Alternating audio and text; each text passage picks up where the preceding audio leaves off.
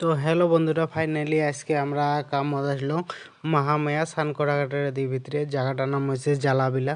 দেখো আমার এক জালা আরো ফিরে আসলাম জালাবিলাত কামত। দেখো পিভিসি সিলিং নিয়ে ডিজাইনে। দেখো আমার ফ্রেমের ভিডিওগুলো করে পাইনি অ্যাকচুয়ালি আমার দুইজনে কাম করি।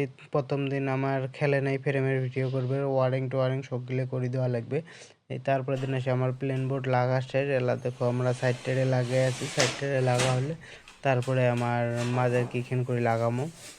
তোমরা সবাই ভিডিওগুলো দেখুন। যদি ভিডিওগুলো ভালো লাগে থাকে তাহলে আমার চ্যানেলটা লাইক শেয়ার সাবস্ক্রাইব করে দিবেন। এসে নতুন ভিডিও পেয়ে যাবেন।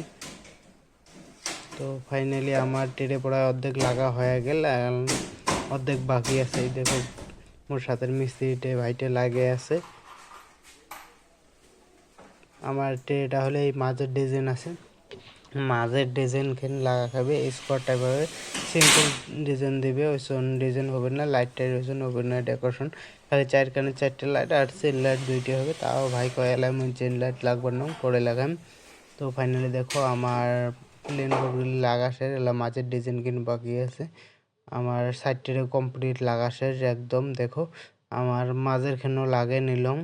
তোমরা দেখো এই দেখো সম্পূর্ণ আমার মাঝের খানেও লাগা শেষ। এলা আমার এলবেট লাগা বাকি আছে। আমার এলবেট লাগালে তো আমার সিলিং লাগা কমপ্লিট।